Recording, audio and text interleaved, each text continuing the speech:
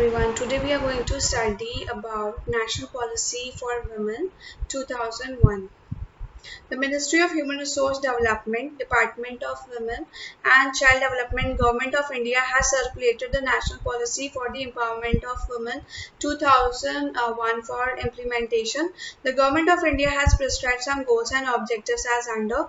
The goal of the policy is to bring about the advancement, development and empowerment of women.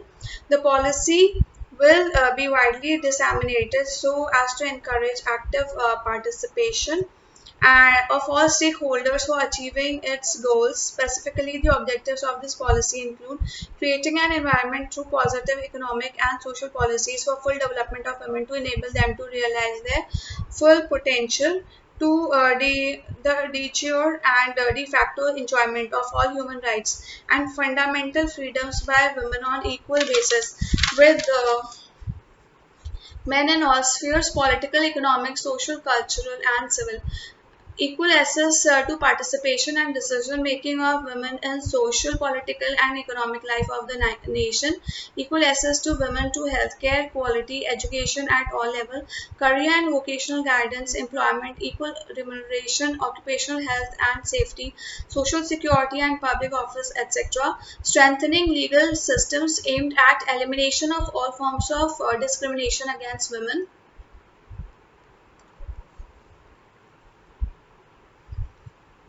Changing societal attitudes and community practices by active participation and involvement of both men and women, mainstreaming a gender perspective in the development process, elimination of discrimination and all forms of violence against women and the girl child, and building and strengthening partnership with civil society, particularly women's organization. India's poverty alleviation programs. At the turn of the country, around 260 million people in India who had no income to buy food, which defines the poverty line. Of these, 75% lived in the rural areas. India has 22% of the world's poor. The anti-poverty programs have been launched. Some of them can be summed up as follows: Swarna Jayanti Gram Swarojgar Yojana. The below poverty line families form the basis for assistance under SGSY. Safeguards have been provided to vulnerable sections by reserving benefits for the scheduled caste, scheduled tribes, women and disabled persons. Under the program's emphasis is also laid on training, capacity building and provision of rural infrastructure. Sampurna Gramin Rojgar Yojana. The SGRY is open to all rural poor who are in need of wage employment and desire to do manual and unskilled work in and around the village habitat. The program of self-targeting in nature while providing wage employment. Preference is given to agricultural wage earners, non-agricultural unskilled wage earners, marginal farmers, women, members of scheduled castes, scheduled tribes, parents of child labor, withdrawn from hazardous occupation, parents of handicapped children, of adults with handicapped parents. The program is implemented through Panchayati Raj Institution (PRIs). National Food for Work Program.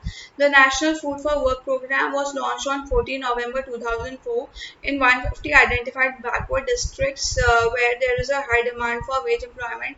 In these areas, the NFFWP is expected to ensure a minimum level of employment and incomes to the poor, give the poor an opportunity to develop their collective strength, improve their economic position, and reduce their vulnerability, discourage migration, provide access to health, education, and welfare services in the village itself, and expedite the construction of environment-friendly infrastructure works with enhanced productivity levels, both farms and off farms, and provide the basis for further promoting economic activities in the region.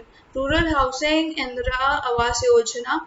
The Indira Awas Yojana (IAY) was launched as the major scheme for construction of houses to be given to the poor free of cost at the unit cost of 25,000 in plain areas and rupees 27,500 in the hilly difficult areas. An additional component has been added to the scheme for conversion of unserviceable kacha house to semi-pakka house. A credit cum subsidy scheme for rural housing was also launched to target rural families having annual income up to rupees 32,000. The loans under this scheme are disbursed by the commercial banks and housing financial institutions.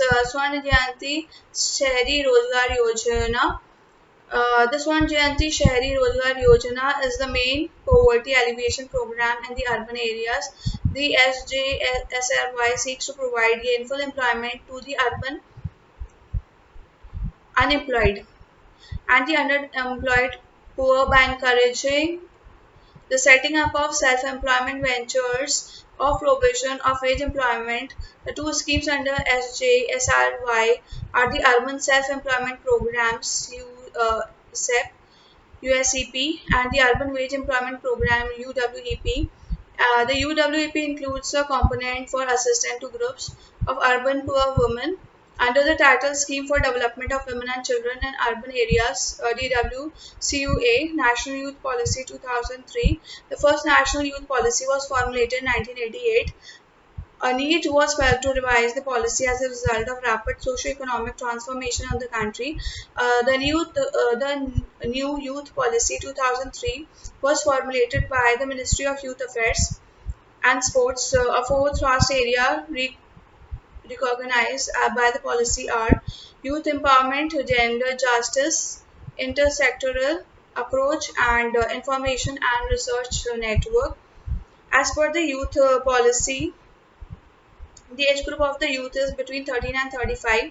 The national youth policy it has the following features: to instill in youth faith for the principles and values enshrined in our constitution, to develop qualities of citizenship and community service in all sections of society, to promote awareness among the youth about the Indian history, heritage, arts, and composite culture, to provide the youth with proper education and training opportunities, to help facilitate access to health information, and to promote a social environment prohibiting the use of drugs and other such forms, to sustain and reinforce the spirit of volunteerism among the youth in order to build individual character and generate a sense of commitment to the goals of development and nation building, to create an international perspective in the youth and to involve them in promoting peace and understanding for a just global order, and to develop leadership in various socio-economic and cultural spheres, and to promote a major participatory role for the youth in the protection, preservation, promotion of natural resources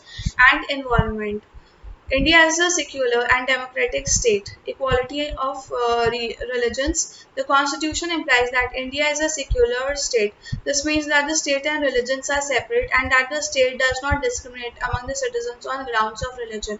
All citizens are assured equal opportunities in civil, economic, and political life, irrespective of their religion. The state cannot discriminate between the citizens in the matters of entry to public services or admission in educational institutions on grounds of religion. No person can be asked to pay taxes to proceeds of which are specifically appropriated for the promotion and maintenance of any particular religious denomination. No religious instruction can be imparted in the institution run by the state or receiving aid out of state funds. The state also do not discriminate on grounds of religion in making grants to educational institutions. Above all, it leaves the Indian citizens completely free to profess, practice, and propagate any religion. However, it can restrict this freedom in the interest of public order, morality, and health. Through these provisions, the Constitution makes India a truly secular state.